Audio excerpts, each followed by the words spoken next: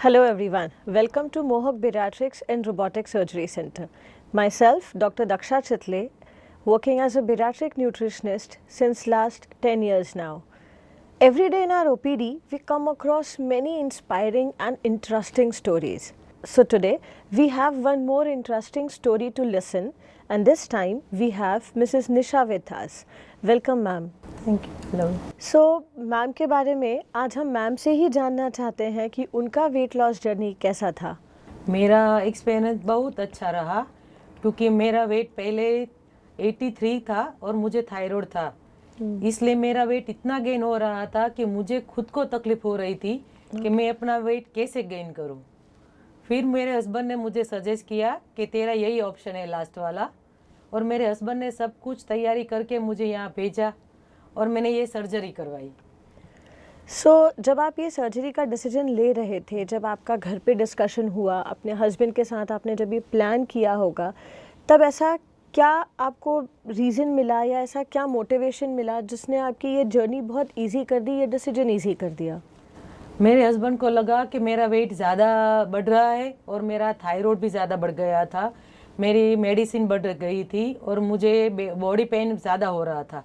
और मैं हर रोज़ मेरे हस्बैंड को कंप्लेन करती थी कि मुझे आज ये पेन हो रहा है, आज ये हो रहा है। इसलिए मेरे हस्बैंड ने मुझे सजेस्ट किया कि तू यही कर ले। ओके, सो जब आप सर्जरी के वक्त आए, उस वक्त 34 का BMI था।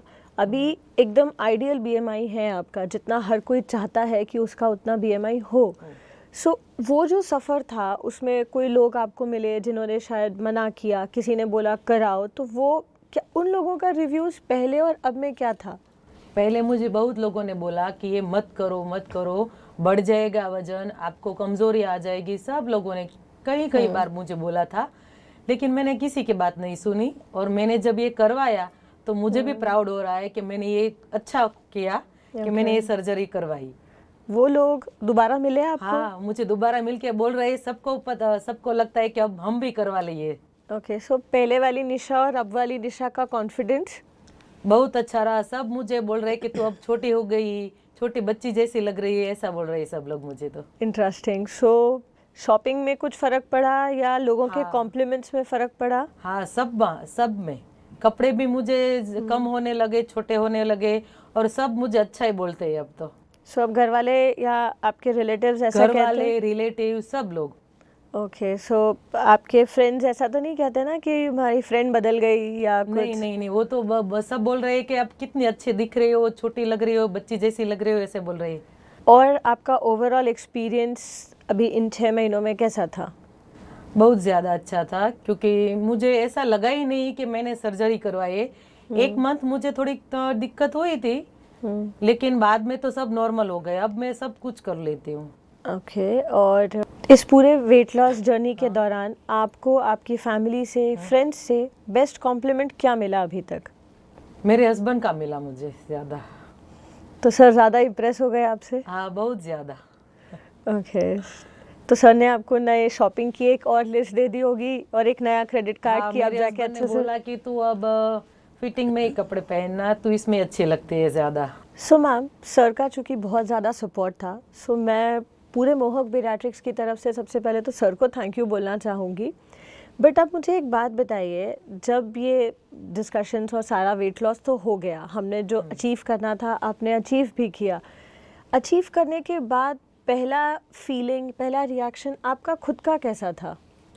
मेरा इतना ज़्यादा था कि मुझे खुद को ऐसा नहीं लग रहा था कि मैं वेट लॉस कर पाऊंगी मेरी ज़िंदगी में। ओके, क्योंकि शादी से पहले मेरा वेट लॉस था, फिर शादी के बाद जो मैंने डिलीवरी हुई तब मुझे थायराइड आया और मेरा वज़न बढ़ा।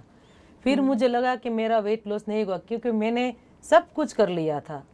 यही मेरे पास लास्ट ऑप्शन था और मैंने किया, और मुझे बिलीव ही नहीं हुआ कि मैं खुद भी इतना ज़्यादा कर पाऊंगी वेट लॉस।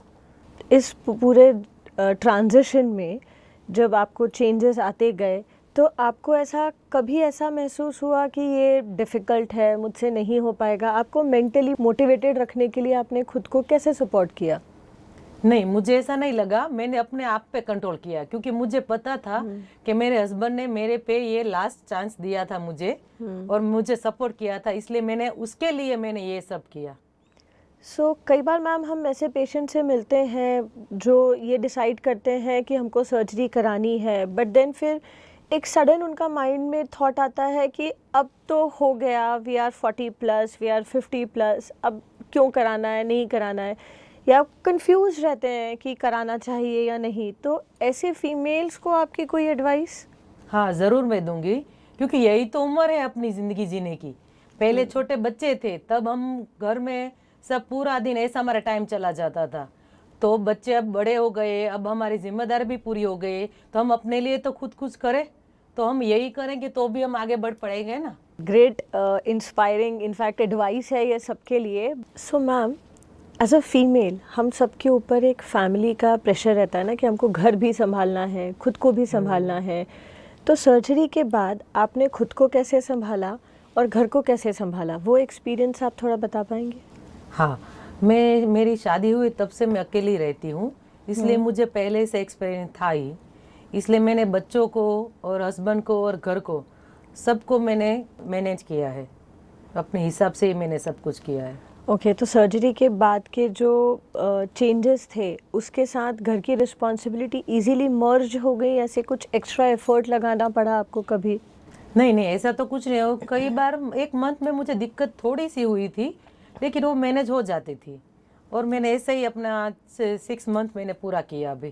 तो मतलब आपको कभी कोई अलग जाके कि आउट ऑफ द वे हमें कुछ एक्स्ट्रा एफर्ट लगाने पड़ रहे हैं, ऐसी कभी कोई समस्या नहीं आई सर्जरी के नहीं बाद? नहीं नहीं, कुछ भी नहीं। सो बहुत इजी था सर्जरी के बाद के चेंजेस के साथ घर की रिस्पॉन्सिबिलिटी, अपना काम और बाकी सारी चीज़ों को एक साथ लेके चलना बड़े आराम से हो गया? हाँ, बड़े, क्योंकि मेरे हस्बैंड का ही मेरे साथ था, इसलिए उसने मुझे सपोर्ट ज्यादा किया।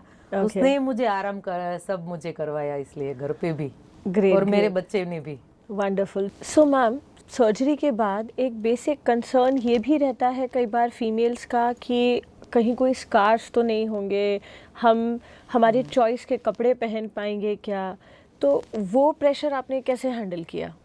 मुझे भी ऐसा लगा था कि शायद मेरे वो सब निशान वो सब रह जाएंगे, मैं कपड़े नहीं पहन पाऊंगी, लेकिन ऐसा कुछ भी नहीं हुआ, क्योंकि लोग भी कह रहे थे मुझे कि ऐसा होगा, तुम ऐसे हो जाओगी, आपका बॉडी ऐसा हो जाएगा, आप उम्र वाली दिखोगी, आपकी उम्र बढ़ती है, ऐसा बोलता थे सब मुझे। लेकिन मुझे अब मेरे बॉडी में इतना चेंज आया है, तो मुझे अभी कुछ नहीं लग रहा है, और मुझे ऐसा कुछ हुआ भी नहीं है। मैं अपने आप मैंने मेंटेन किया, और मैंने सबको दिखा भी दिया कि मैंने ये करके दिखाया, और आप सब इसमें फेल हो गए। ग्रेट। और एक बात और, जैसे कई बार हम सोचते हैं ना कि मुझे ये करना है, एक्सरसाइजेस जब कई बार हम लोगों को टीवी पे देखते हैं कि वो लोग ये कर पा रहे हैं, कई बार ऐसा एक ख्याल आता है कि काश मैं ये कर सकती। तो कभी अब आपको वो डिफरेंस महसूस होता है कि पहले जो मैं नहीं कर पाती थी अब वो मैं बहुत आसानी से कर पाती हूँ? हाँ, मेरे में भी ऐसा था। मैं भी पहले कसरत कैसे कुछ भी नहीं कर पाती थी, अब मैं 1 घंटा चल सकती हूँ, पहले मैं चल भी नहीं सकती थी। अब मेरे में इतना चेंज आ गया कि मैं सब कुछ कर सकती हूँ, साइकिलिंग कर सकती हूँ, वॉक कर सकती हूँ, और घर पे एरोबिक्स सब कर सकती हूँ। ग्रेट। सो मतलब ओवरऑल फिटनेस लेवल हमारा सुधर गया है, हम एनर्जेटिक महसूस करते हैं सर्जरी के बाद, right? Right right right. Great, okay. पहले से ज्यादा कितना ज्यादा चेंज हुआ है इसमें। कोई ऐसा काम करने में अड़चन, दिक्कत कि ये मुझसे अब नहीं हो सकता, ऐसा लगता है कभी? नहीं, पहले लगता था, अब तो लगता है कि मैं अब सब कुछ कर सकती हूँ। So ma'am, thank you so much, आपसे बात करके बहुत अच्छा लगा। हम हर बार जब पेशेंट से बात करते हैं एक हमेशा एक नई स्टोरी, एक नई कहानी, एक नया इंस्पिरेशन मिलता है। सो मोहक बैरिएट्रिक एज ए टीम हम बहुत कुछ सीखते हैं हमारे पेशेंट से, और जब आप लोग हमारे साथ स्टोरी शेयर करते हो, हमको जब कुछ बताते हैं, तो हमें वो एक गाइडलाइंस मिलती है कि यस, हम और पेशेंट को कैसे इनकरेज करें, पेशेंट को और कैसे हेल्प करें। So once again thank you so much. Thank you. मुझे भी आपका शुक्रिया करना है, मोहक सर की टीम को, सबको, कि आपने सबने मेरी ज़िंदगी बदल दी। Thank you so much. Thank you ma'am, thank you so much ma'am.